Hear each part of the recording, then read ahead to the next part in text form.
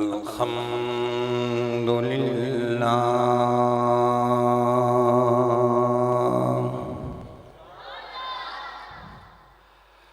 الحمد للہ وکفی والصلاة والسلام علی عبدہ المصطفی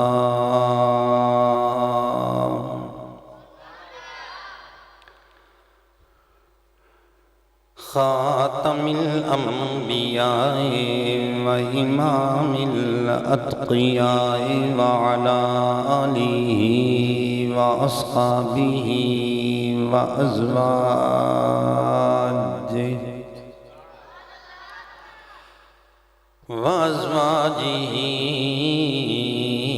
وعشیرتہ وعطرتہ وجمیع اولادہ وعلینا اجمعین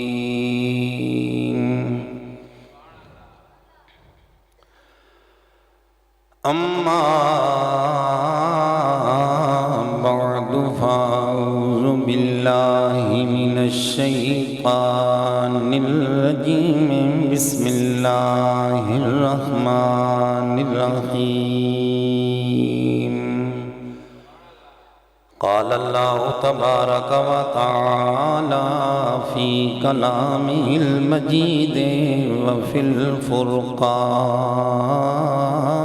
الحمید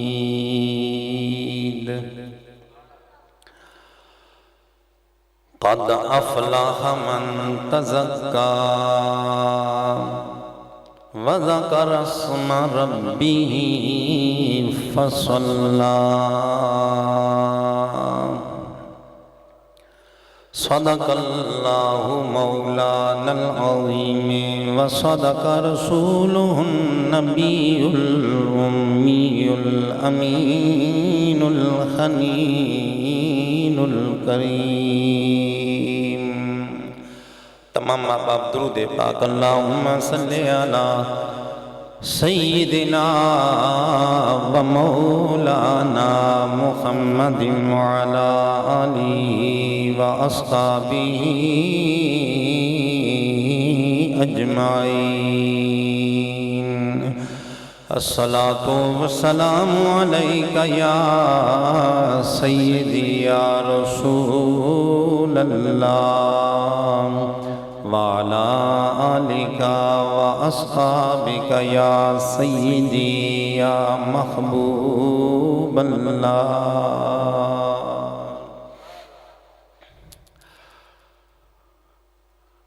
بعد از حمد و صلات گرامی قدر حضرات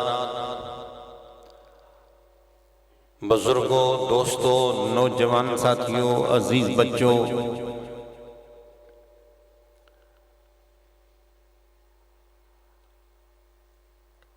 آپ مجھے کسی ایسی شے کا نام بتائیں گے کہ جس چیز کے لیے کائنات کے اندر آنے والے ہر انسان کی ہر عامی انسان کی فکر دانست سوچ اور بچار جس کے حاصل کرنے کے لیے ہمیشہ سرگرداں رہتی ہے وہ شے کیا ہے؟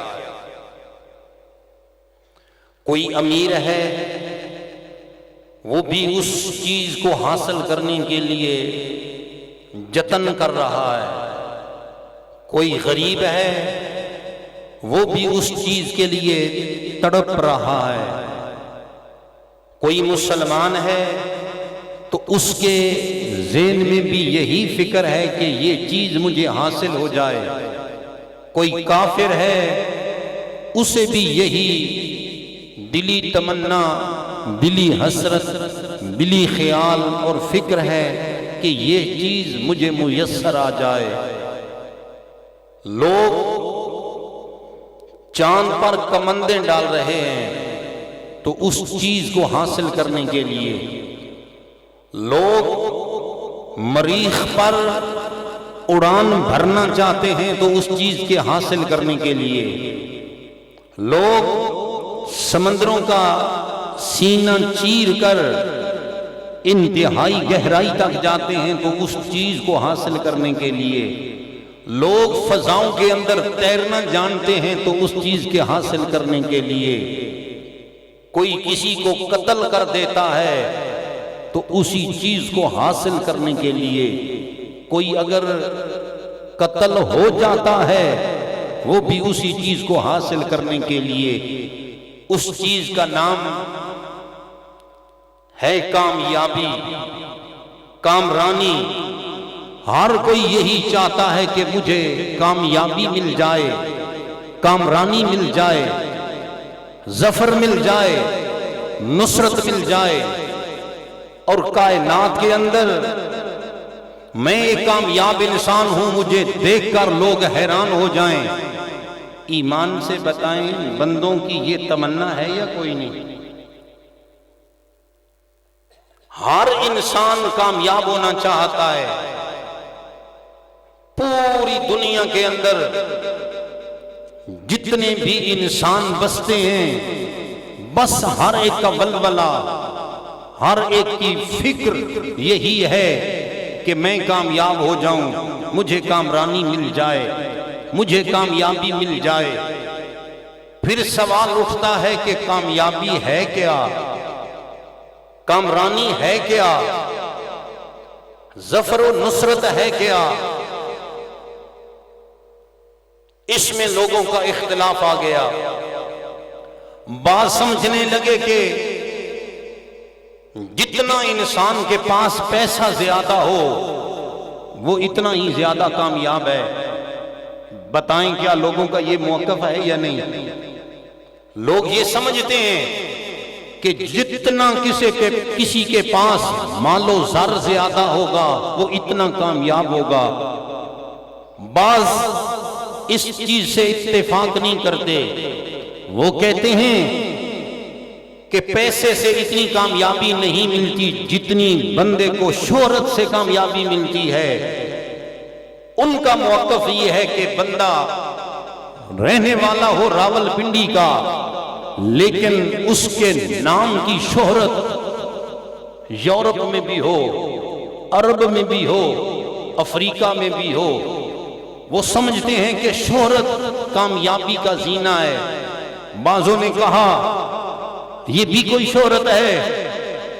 اس سے بڑھ کر انہوں نے کہا کہ کامیابی یہ ہے کہ بندہ اقتدار کی کرسی پر بیٹھا ہو، بندہ وزیر بنے، مشیر بنے، صدر بنے، تو یہ کامیابی ہے۔ ایمان سے بتائیں یہ سارے لوگ کامیابی حاصل کرنے کے لیے سرگرداں ہیں یا کوئی نہیں؟ مگن ہیں یا کوئی نہیں؟ حقیقت میں یہ کامیابی ہی تلاش کر رہے ہیں کہ کامیابی مل جائے۔ دوستان گرامی قدر، اس سے میرا کوئی اختلاف نہیں۔ دولت ہو، شہرت ہو، روپیہ پیسہ ہو، انسان اقتدار کی کرسی پر براجماں ہو، یہ ظاہراً کچھ کامیابی کا نقشہ نظر آتا ہے، لیکن مجھے بتائیں دوستان گرامی قدر، کیا کامیابی اسی کا نام ہے کہ بندہ ہو بھی اپنے طور پر کامیاب لیکن ڈر کے مارے کانپ رہا ہو، بینک بیلنس بندے کے پاس بہت ہو لیکن گھر میں راشا تاری ہو، ہاں ہاں بھاں بھاں اور لمحہ بلمحہ جس پر کپی تاری ہو، کیا وہ بندہ کامیاب ہے؟ ایمان سے بتائیں۔ پیسہ زیادہ ہونا اگر کامیابی کی دلیل ہوتا تو کم از کم اتنا ہوتا کہ جس کے پاس پیسہ ہو اسے اطمینان تو حاصل ہونا، اطمینان، دل کا سکون، دل کا چین اگر اسے میسر نہیں تو سمجھ لیں کہ روپیہ پیسے کا ہونا یہ کامیابی، بولو کامیابی نہیں ہے۔ اسی طرح شہرت اگر کامیابی کا زینہ ہو اور شہرت سے لوگوں کو کامیابی ملتی تو ایمان سے بتائیں جو آدمی شرق سے لے کر غرب تک مقبول ہے اسے دل کا قرار نصیب ہونا چاہیے تھا. پتہ چلا کامیابی یہ بھی نہیں ہے. اسی طرح ہو بندہ وزیر، ہو بندہ مشیر، ہو بندہ وقت کا صدر، لیکن کانپ رہا ہو، لرزہ طاری ہو تو کامیابی یہ بھی نہیں ہے. دولت اگر کامیابی ہوتی تو قارون جہان کا سب سے بڑا کامیاب بندہ کہلاتا. حکومت اگر کامیابی ہوتی تو نمرود کائنات کا سب سے بڑا کامیاب بندہ ہوتا. شہرت اگر کامیابی ہوتی تو ابو جہل زمانے کا بہت بڑا کامیاب انسان ہوتا. دوستان گرامی قدر سنیے، کسی نے کہا تھا، اقبال کی بولی ہے، اقبال کہتے ہیں کہ گزر جا عقل سے آگے کہ یہ نور چراغ راہ ہے، منزل نہیں ہے، تو سمجھا ہے کہ یہی منزل ہے. اقبال کہتے ہیں یہ چراغ راہ تو ہے لیکن منزل نہیں ہے. یہ تیرے اپنے بنائے ہوئے ضابطے ہیں کہ یہ کامیابیاں ہوتی ہیں، لیکن کامیابی کس کی ہے؟ لوگ یہاں بڑے بڑے مارکے اور بڑی بڑی جنگوں سے مڑ کر آتے ہیں، سمجھتے ہیں کہ ہم کامیاب لوٹے ہیں. دوستان گرامی قدر یہاں یوں بھی بنا کہ لوگ امریکہ کے اندر تیاری کر رہے ہیں، چاند کی دنیا پر جانا ہے، چاند پر قدم رکھنا ہے. ارے چاند پر جانے والے چاند پر کیا کرے گا؟ کہنے لگا چاند کو مسخر کروں گا، وہاں قدم ٹکاؤں گا اور میں کامیاب انسان کہلاؤں گا. لیکن وہ چاند اس انسان کی اس چال کو دیکھ کر مسکراتا بھی ہے اور اسے جواب بھی دیتا ہے، نادان تو سمجھتا ہے کہ چاند کی زمین پر قدم رکھنا یہ بہت بڑی کامیابی ہے. اگر چاند سے پوچھ تو تمہیں بتائے گا کامیابی تجھے وہاں سے میسر ہوگی جس نبی کی انگلی ہلی تھی چاند کا کلیجہ چر گیا تھا.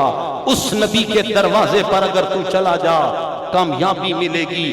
وہ نبی تمہیں بتائے گا کامیابی ہے کیا، کامرانی ہے کیا، دنیا کے اندر نصرت و فتح ہے کیا. اور کس چیز کے لیے کامیابی یہ نہیں ہے کہ بندہ دنیا کے اندر بہت بڑا مالدار ہو، لیکن میرے بھائی کامیابی یہ ہے کہ بندہ موت کے دروازے پر بھی ہو تو چہرے پر مسکراہٹ ہو، قبر کے اندر لیٹا ہو تو یہ بھی مسکراہٹ ہو. کامیابی یہ ہے. آؤ اپنے نبی کے دروازے پر جاتے ہیں. یا رسول اللہ کامیابی کیا ہے؟ میرے نبی کریم نے ہمیں قرآن کریم کی ایک آیت کا ایک نسخہ دیا. فرمایا قد افلح من تزکا، فرمایا کامیاب بندہ وہ ہے جس نے اپنے دل کو ستھرا کر لیا. پہلی نشانی یہ ہے کہ جس نے دل کو ستھرا کر لیا، جس نے پاکیزگی اختیار کی. آگے فرمایا وَذَاكَ رَسْمَ رَبِّهِ فَصَلَّى، اور دوسری بات یہ ہے کہ جو رب کے نام کو جپتا رہے گاہے بگاہے وقتاً فوقتاً، اپنے رب کے نام کے ساتھ کچھ لینا دینا رکھے، رب کے نام کو ذکر کیا کرے. اور تیسری نشانی کامیاب لوگوں کی یہ ہے کہ وہ لوگ نماز پڑھا کریں. پہلی بات جو ہے وہ کیا ہے؟ قد افلح من تزکا، جس نے دل کو پاک کر لیا.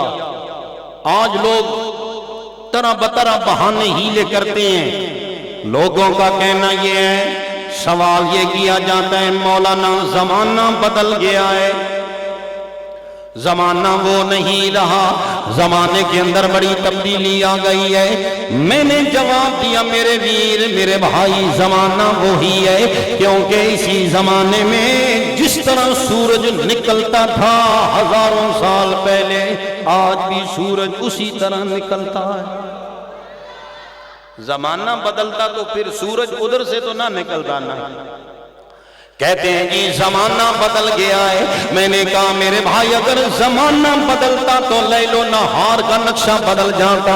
اگر زمانہ بدل جاتا تو یہ دن دہاڑے کے اندر نور نہ ہوتا, رات کے اندر تاریکیاں نہ ہوتی. زمین ایسے ہی سبزے اگا رہی ہے اور ہر کہیں ایک جیسا ہی ماحول ہے. پتہ چلا جو زمانہ تھا وہ وہی زمانہ ہے.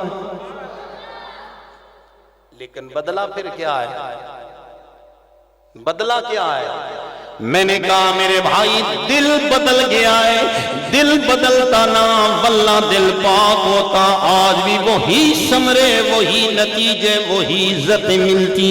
لیکن جس دن سے لوگوں نے اپنے دل کو مانچنا چھوڑ دیا ہے, دل کو صاف کرنا چھوڑ دیا ہے, اس دن سے مصیبت کے پلندے میں پڑ گئے ہیں.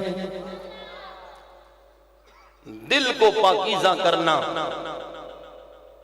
یہ دیکھیں نا, کوئی بندہ غلط قدم اٹھاتا ہے نا, لوگ کہتے ہیں جی فلاں کی نظر بہک گئی ہے. غلط کام کرتا ہے تو کہتے ہیں فلاں کی نظر بہک گئی ہے. کوئی غلط لکھتا ہے تو لوگ کہتے ہیں کہ فلاں کا قلم بہک گیا ہے. کوئی غلط سوچتا ہے تو کہتے ہیں کہ فلاں کے کان بہک گئے ہیں. لیکن میں نے کہا یہ ساری چیزیں ہیں, لیکن زبان بعد میں پھسلی ہے, پہلے تیرا دل پھسلا ہے. تیری آنکھ بعد میں پھسلی ہے, پہلے تیرا دل پھسل گیا ہے. قلم بعد میں پھسلی ہے, پہلے تیرا دل مرجھا گیا ہے. اگر دل نہ کہتا خدا کی قسم کبھی بھی یہ ماحول نہ ہوتا. سوچئے ایک آدمی بیوی کو طلاق دیتا ہے, کہتا ہے تجھے 3 طلاق, پھر کہتا ہے مولانا میں نے تو مذاق کیا تھا. مفتی صاحب کے جا کر جوڑوں کو ہاتھ لگاتا ہے, مفتی صاحب میں نے تو غصے میں طلاق دی ہے, میں نے ویسے کہا ہے, میں نے مذاق کیا ہے. مفتی صاحب کہیں گے تیری زبان کا کہنا ہم نہیں مانیں گے, ہم کہیں گے کہ تیرے دل سے ہو کر بات پہلے آئی ہے, لہذا بعد میں تیری زبان بولی ہے. تیرے دل کا فیصلہ ماننے یا تیری کہی بات ماننے؟ لہذا طلاق ہو جائے گی. ہزاروں وہ بہانے کرے, ہزاروں ہیلے کرے, مولانا مجھ سے یہ بھول ہو گئی, یہ بھول ہو گئی, لیکن کہا جائے گا دل بہکا ہے تو تیری زبان یہ بولی ہے. اگر دل نہ بہکتا, دل کے اندر یہ بات نہ آتی تو پھر تیری زبان یہ جملے بولنے کے لیے تیار نہ ہوتی. یاد رکھیے دوستان گرامی قدر, یہ دل کی رب کی بتایا ہوا یہ وظیفہ ہے. یہ مولوی صاحب کی بات نہیں, رب فرماتا ہے قد افلح من تزکا, کامیاب بندہ وہ ہے جس نے اپنے نفس کو پاک کر لیا, دل کو پاک کر لیا, ستھرا کر لیا. یہ پہلی نشانی ہے میرے دوستوں, میرے بھائیوں. جہاں کے اندر کروڑوں برتن ہیں, کوئی برتن بھی ٹوٹ جائے اس کی قیمت گھٹ جاتی ہے. کوئی برتن بھی, پیالہ ہو, گلاس ہو, جگ ہو, یہ ٹوٹ جائے قیمت گھٹ جاتی ہے. لیکن میرے بھائی یہ دل تیرا ایسا برتن ہے, اگر یہ تیرا دل جس دن رب کی یاد میں, رب کی محبت میں پسیج جائے گا, ٹوٹ جائے گا, واللہ اس کی قیمت 100 گنا بڑھ جائے گی. دل ایک ایسا برتن ہے, لہذا اس دل کی تختی پر کبھی آنسوؤں سے تر کر کے اسے دھونا شروع کر دو. جب دھل جائے تو پھر اسے عبادات کی گاچی لگاؤ, گاچی لگ جائے تو پھر اسے عشق مصطفیٰ کی تمازت میں ذرا خشک کرو. جب خشک ہو جائے, اگر چمکانا چاہتے ہو تو کسی پیر مہر علی شاہ جیسے انسان کے ہاتھ میں ہاتھ دے دو, تو پھر یہ دل کی تختی وہ تختی نہیں رہے گی جو تیری موجودہ ہے. دوستوں میں عرض کرنا چاہتا ہوں کہ یہ دل کا سارا معاملہ ہے. ظاہراً انسان کچھ ہوتے ہیں, لیکن دل کے اندر ہزاروں کو دورتیں ہوتی ہیں. ڈھونڈتے ہیں رب مل جائے, ڈھونڈتے ہیں محمد مصطفیٰ کی محبت مل جائے.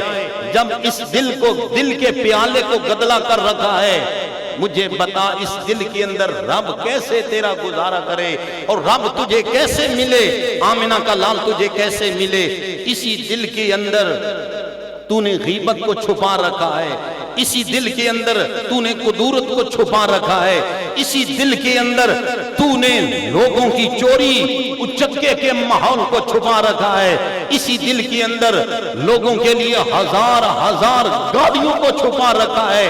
جب اتنا گدلا ہے اس دل کے اندر، پھر وہ محبت خدا بندی آئے تو کیسے آئے؟ بولو۔ اقبال کہتے ہیں خرد نے کہہ بھی دیا لا الہ تو کیا حاصل، دل و نگاہ مسلمان نہیں تو کچھ نہیں۔ کیا کہتے ہیں؟ خرد نے کہہ بھی دیا، عقل نے کہہ بھی دیا لا الہ تو کیا حاصل، دل و نگاہ مسلمان نہیں تو کچھ بھی نہیں۔ یہ اقبال کی بولی ہے۔ اور سلطان العارفین سلطان باہو رحمت اللہ تعالی علیہ آپ فرماتے ہیں اے دنیا والو دل دریا سمندروں ڈونگے تے کون دلاں دیاں جانے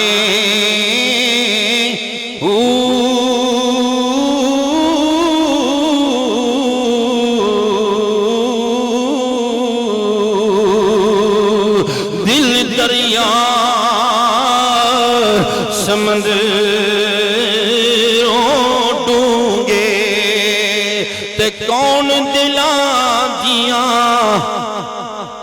جانے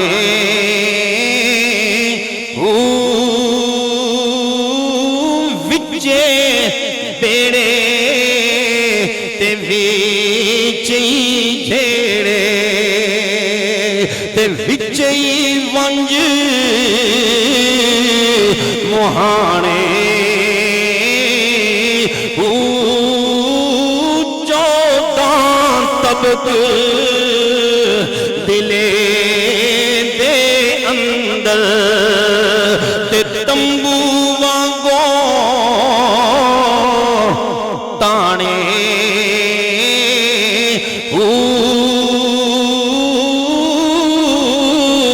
تو جو محرم اس دل دا ہویا اوئی اور رب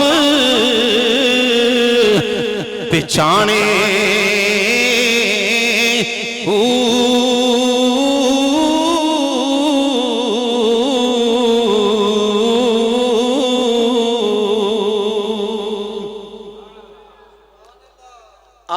آخری جملہ ہے نا جو یہ میری تقریر سے ریلیٹڈ ہے، جو محرم دل دا ہویا بولو سوئیو رب پہچانے ہو، یعنی جس نے اپنے دل کو صاف کرنا سیکھ لیا، جس نے اپنے دل کو ستھرا کرنا سیکھ لیا، یہ نہیں ہے کہ زبانی کلامی کوئی بندہ بات کرتا رہے، نہ میرے ویر زبان کا کوئی اعتبار نہیں ہوگا جب تک دل ستھرا نہیں ہوگا۔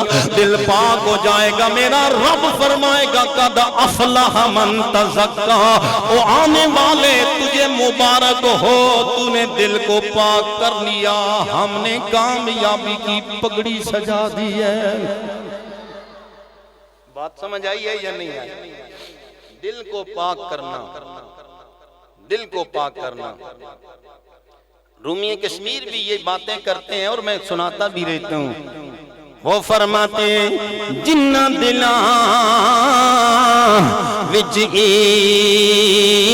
عشق نہ رچیا تے کتے انہاں تھی چنگے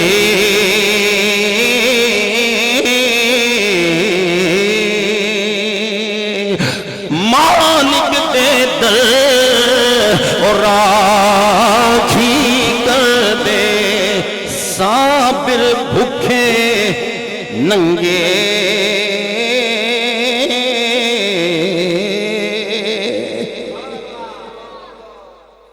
جنہوں نے دل کو سنبھالا، دل کو صاف کیا۔ میرے ویر میرے بھائی، یہ سب سے پہلی ذمہ داری ہے کہ صرف یہ نہ کرو کہ ہاتھ بہک گئے ہیں، آنکھیں بہک گئی ہیں، دل میرے بھائی سب سے پہلے بہک گیا ہے، دل صاف ہو جاتا، یہ ماحول گدلا نہ ہوتا۔ آج میرے بھائی معاشرے کے اندر ہر کہیں بے کلی ہے، ہر کہیں ناچاکیاں ہو رہی، ہر کہیں جھگڑے ہی جھگڑے نظر آ رہے، ہر بندہ پریشان ہے، ہر بندہ کرب میں ہے، دکھ میں ہے، مصیبت میں ہے۔ کیا کہتے ہیں جی، تعویذ گنڈے لے لے کر انتہا ہو گئی ہے، ڈاکٹروں کے دروازے پر جا جا کر انتہا ہو گئی ہے، معالجوں کے دروازے پر جا جا کر انتہا ہو گئی ہے، نہ قرار رہا، نہ چین رہا، نہ سکون رہا۔ او میرے ویر، ہزاروں علاجوں کا ایک علاج کر، دل کو پاک کر، دل کو پاک کر۔ امام ابو حنیفہ رحمۃ اللہ تعالی علیہ، میرے ویر وہ امام ہیں جن کی وجہ سے ہم حنفی کہلاتے ہیں۔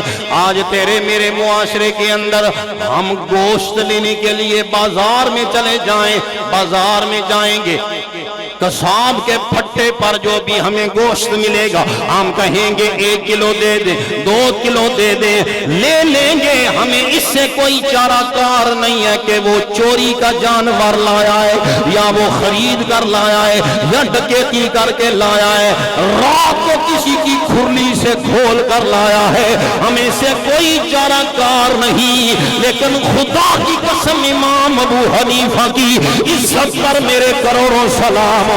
لوگوں کوفہ کے اندر مسئلہ امام صاحب کی بارگاہ میں آیا، حضور والا میری بکری کسی نے چوری کر لی ہے، بولو کیا ہوا؟ بولو، میری بکری کسی نے چوری کر لی ہے۔ وہ تو بتانے آیا نا امام صاحب کے پاس، میری بکری چوری ہو گئی ہے۔ امام صاحب نے اپنے دل کی جانب نگاہ کی، اے دل مجھے بتا، اگر اس بازار میں اس بکری کا گوشت آ گیا تو کیسے کھائے گا؟ اللہ کی قسم امام اعظم نے کیا کیا، وقت پہ جتنے زمیندار ہیں، جتنے کسان ہیں، جتنے بکریاں رکھنے والے لوگ ہیں، ان کو جمع کر کے فرمایا مجھے بتاؤ بکری کی عمر کتنی ہوتی ہے؟ سبحان اللہ کہہ دیں۔ کیا پوچھا؟ بکری کی عمر کتنی ہوتی ہے؟ کسان بتانے لگے، زمیندار بتانے لگے، بکریاں پالنے والے بتانے لگے، اے امام ابو حنیفہ بکری جوان ہو جائے 7 سال سے زیادہ عمر اس کی نہیں ہوتی، زیادہ سے زیادہ 7 سال جیے گی۔ اللہ کی قسم میرے لاکھوں سلام امام کی زندگی پر ہو۔ امام نے فرمایا او لوگوں، خدا کی قسم ہے آئندہ 7 سال تک کوفہ کی منڈی سے میرے امام نے بکری کا گوشت نہیں خریدا۔ فرمایا لوگوں بکری کا گوشت نہیں کھاؤں گا۔ کیوں نہیں کھائیں گے؟ فرمانے لگے کہیں ایسا نہ ہو کہ اسی بکری کا گوشت پھٹے پر ہو۔ یہ ہے تقویٰ، یہ ہے دل کو مانچنا، یہ ہے دل کو پاک کرنا۔ خرد نے کہہ بھی دیا لا الہ تو کیا حاصل؟ دل و نگاہ مسلمان نہیں تو بولو، دل و نگاہ مسلمان نہیں تو کچھ بھی نہیں۔ یہ میرے امام ہیں، میرے دوستو، جنہوں نے ساری زندگی ہمیں یہ سبق دیا ہے۔ اے لوگوں، یہ نہ دیکھو کہ ظاہر باہر کیا ہو رہا، اپنے دل کی جانب نظر کرو۔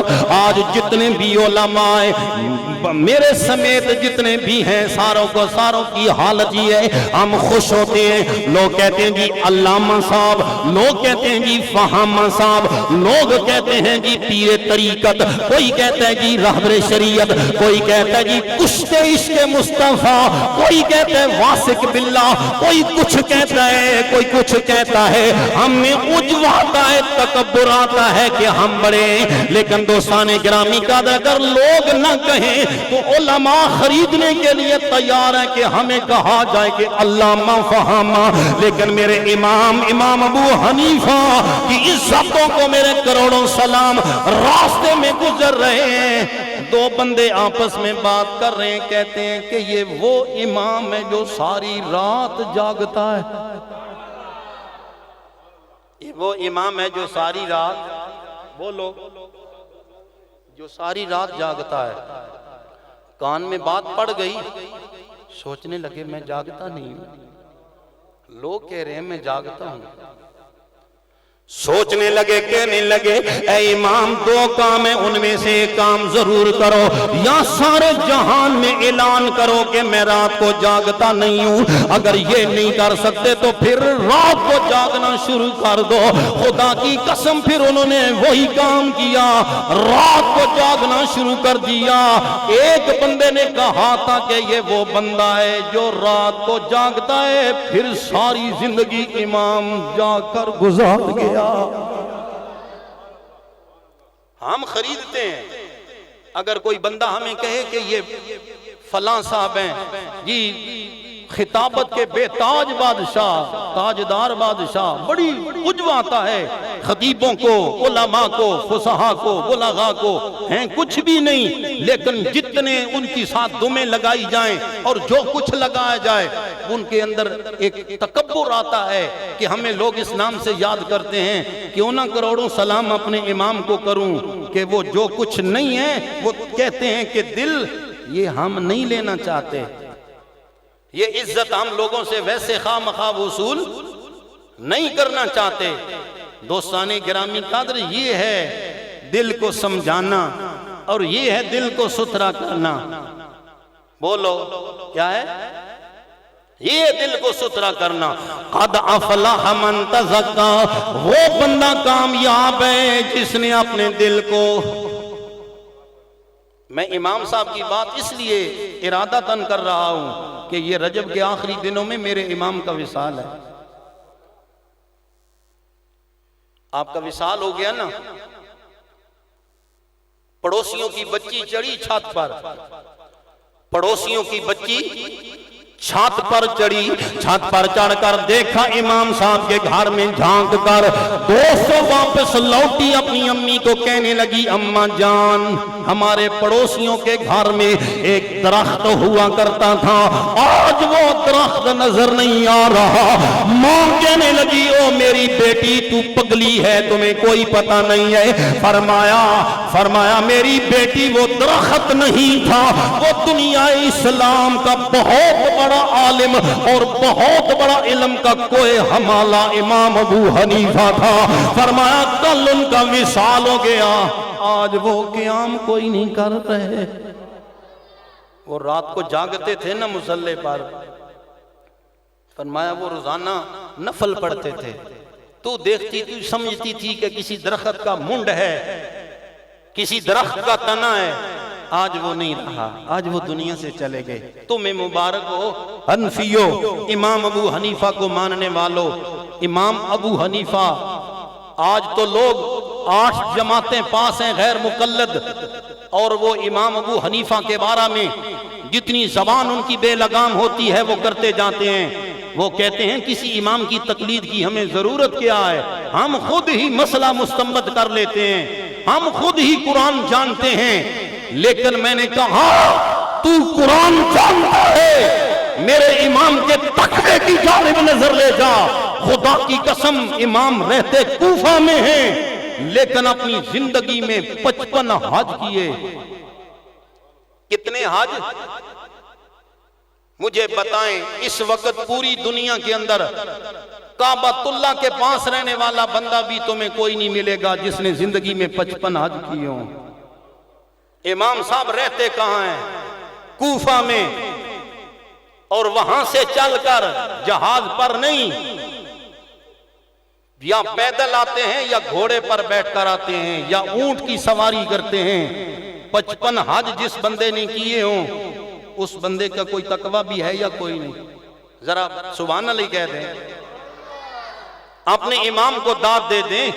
کتنے بڑے امام کے مقلد ہو تم، کتنے بڑے امام کو ماننے والے ہو. حنفیوں کہہ دو سبحان اللہ. 55 حج کیے.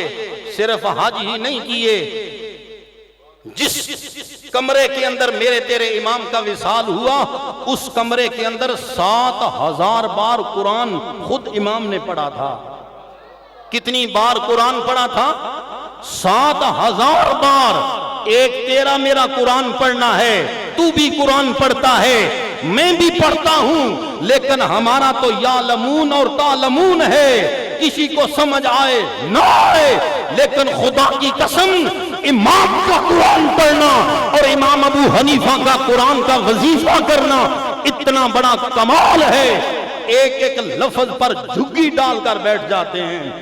ایک ایک لفظ پر کسی نے امام صاحب سے پوچھا کہ حضرت سیدنا سلیمان علیہ السلام لشکر لے کر نکلے تھے تو چونٹیوں میں ایک چونٹی کہنے لگی، او چونٹیوں بلوں کے اندر داخل ہو جاؤ، اپنے گھروں میں داخل ہو جاؤ، کہیں سلیمان علیہ السلام کا لشکر تمہیں روند نہ دے۔ امام صاحب آپ ہمیں یہ بتائیں وہ چونٹی مذکر تھی یا مؤنث؟ امام صاحب ہمیں یہ بتائیں وہ چونٹی مذکر تھی یا مؤنث؟ امام صاحب نے دیر نہیں لگائی، غیر مقلدوں کو یہ میرا کہنا ہے کہ تم کہتے ہو ہم بھی خود امام ابو حنیفہ ہیں، لیکن میرے امام کی شان دیکھو۔ امام نے فرمایا رب کا قرآن کہہ رہا ہے وقال لت نملتیں یا نمل ادخلوا، فرمایا کہ وہاں جو صیغہ استعمال ہو رہا وہ صیغہ مونس کا استعمال ہو رہا، لہذا امام ابو حنیفہ فتویٰ دیتا ہے وہ چونٹی مذکر نہیں تھی، مونس تھی۔ واہ امام تیری عزتوں کو میرے کروڑوں سلام، واہ امام تیری شان کو میرے سلام۔ 55 حج کیے امام نے، آخری حج کرنے کے لیے جب مکہ میں گئے نا تو وہاں خدام تھے، جو لوگ خادم تھے، ان کو کہا میں چاہتا ہوں کہ آج مجھے کعبۃ اللہ کے اندر داخل ہونے دو۔ کیا کہا؟ بڑی عزت ہے، بڑی شان ہے، سوچا کہ مجھے کعبہ کے اندر داخل ہونے کی کوئی اجازت مل جائے۔ خدام نے مل کر کوشش کی، امام صاحب کو اندر بلا لیا گیا۔ امام ابو حنیفہ نے دونوں ستونوں کے درمیان 2 رکعتیں نماز نفل پڑھی۔ کتنی؟ 2 رکعتیں نماز نفل میرے امام نے پڑھی۔ دوستان گرامی قدر اتنے پیار سے نفل پڑھے، اتنی محبت میں نفل پڑھے کہ امام نے 2 رکعتوں کے اندر پورا قرآن ختم کر دیا۔ پورا قرآن 2 رکعتوں کے اندر۔ قرآن ختم کرنے کے بعد امام ابو حنیفہ وہیں بیٹھے تھے۔ خدا کی قسم کتابوں والوں نے لکھا کہ حاطف غیبی سے آواز آئی من جانب اللہ، وہ امام ابو حنیفہ ہم نے تمہیں یہ مجدہ دینا ہے، ہم نے تجھے خوشخبری دینی ہے کہ ہم نے تمہیں بھی بخش دیا ہے، اور قیامت تک جو تمہیں ماننے والا حنفی ہوگا ہم اسے بھی معاف کر دیں گے۔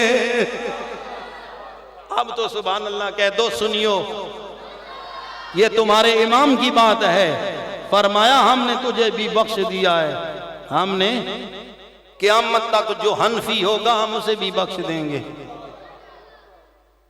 قد افلح من تزکا، اور لوگوں کامیاب وہ نہیں ہے جو بندہ اپنی منمانی سے نظام میں زندگی ٹھیک کرتا رہے۔ آج ہر کوئی کہہ رہا ہمارے ہاتھ صاف ہیں، ہر کوئی کہہ رہا ہم پاکیزہ ہیں، ہم مطہر ہیں، لیکن رب فرماتا ہے پاکیزہ وہ ہے جس کا دل پاکیزہ،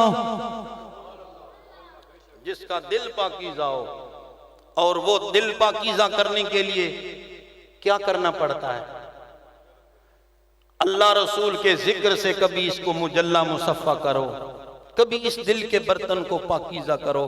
حضرت سیدنا حسن بصری رحمت اللہ تعالی علیہ، آپ کے زمانے کی بات ہے، ایک عورت تھی حضرت حسن بصری کی مریدہ، مرید تھی وہ حضرت امام حسن بصری کی۔ حسن بصری بھی کوئی چھوٹی سی شخصیت نہیں ہے، حسن بصری بھی امام حسن و حسین کی اولاد ہیں، سید زادے ہیں، اور 12 اماموں میں امام حسن بصری کا نام بھی آتا ہے۔ امام حسن بصری کیا شان ہے ان کی۔ عورت جاتی ہے کہتی ہے حضور والا میں تمہاری مریدہ ہوں، میرا ایک بچہ ہے، بڑا اوباش بچہ ہے، بڑا ظالم ہے، شراب پیتا رہتا ہے، فحاشی میں مگن رہتا ہے، نماز نہیں پڑھتا، کسی نیک کام میں مشغول نہیں ہوتا۔ خدا را آپ کرم کریں اسے سمجھا دیں ذرا. لے گئی اپنے بچے کو. امام حسن بصری نے اسے بڑا سمجھایا. میں بات یہ کرنا چاہتا ہوں جس بندے کا دل ستھرا ہو پھر رب کی کرم نوازی کی گھٹا کیسے برستی ہے. ساری زندگی گناہ کرتا رہا. حسن بصری نے اسے بڑا سمجھایا. فرمایا اے نوجوان یہ چند دن کی زندگی ہے, یہ چند دن کے تیری وقت ہے. جوانی مستانی ہوتی ہے, جوانی میں دنیا نہیں سمجھتی. میرے دوستو میرے بھائیو یہی وجہ ہے آج جوان اپنی زندگی میں اپنے آپ کو سیدھا کرنے کے لیے تیار نہیں ہے. جوانی میں ہزاروں ہیلے بہانے بنا لیے جاتے ہیں. کچھ نہیں ہوتا, کچھ نہیں ہوتا. میرے دوستو اس جوان نے حسن بصری کی نصیحتوں کو سنا, لیکن اس کان سے سنا, اس کان سے نکال دیا. وقت گزرتا رہا, وقت گزرتا رہا. ماں سمجھاتی بیٹا موت کا خیال کر, مرنا بھی ہے. لیکن وہ سمجھتا پتنی آئے گی بھی یا نہیں آئے گی. میاں صاحب فرماتے ہیں کہ لکھاں بیر بیری نو لگ دے تے جھڑ جاندے نے کچے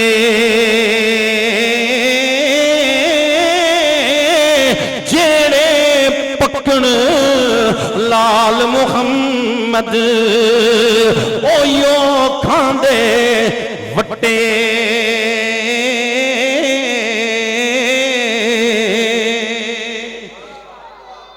خدا کا کرنا ایسا ہوا. دوستان گرامی کر رہا ہے جوان, لیکن جوانی میں کوئی بیماری آ گئی. تمہیں پتہ لگے میرے بھائی آج اسپتالوں میں جاؤ کتنے کتنے جوان ہیں. کسی کو کینسر ہے, کسی کو راشاں ہے, کسی کو بلڈ پریشر کا مرض ہے. ہزاروں جوان جوانی میں مصیبت کی چارپائی پر پڑے ہیں. اسی طرح جوانی میں اس جوان کو بھی موت کا قریب آ گیا. موت کا نظارہ نظر آیا, بل بل آیا, اتنا رویا, اتنا رویا, ہچکی بن گئی. کہنے لگا اماں جان خدا را کرم کرو, حسن بصری کو کہو میرے لیے دعا کر دے. کیا کہا؟ امی جان حسن بصری کو کہو میرے لیے دعا کر دیں.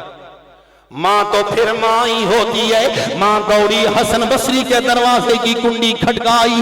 اے حسن بصری جی میں مریدہ ہوں, میرا فرزند ارجمند موت کے دروازے پر پہنچ چکا ہے.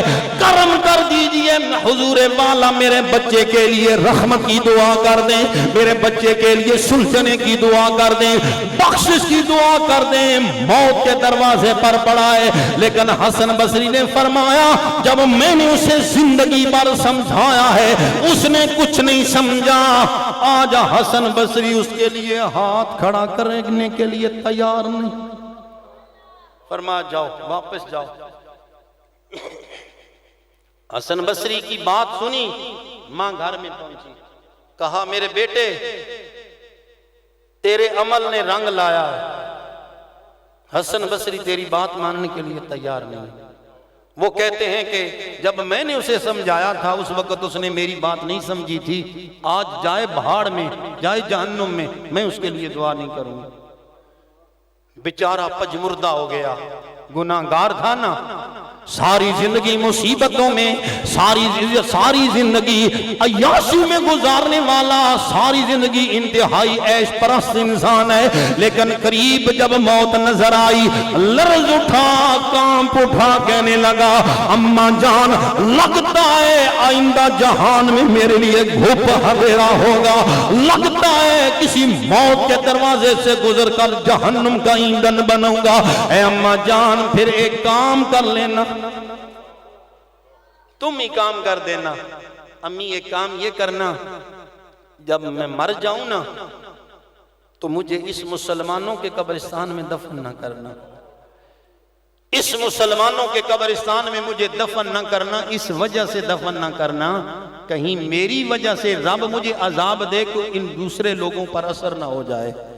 مجھ پر جو عذاب پڑے اس کی وجہ سے دوسرے لوگوں پر اثر نہ ہو جائے. ایک کام یہ کرنا اور ایک اور کام کرنا.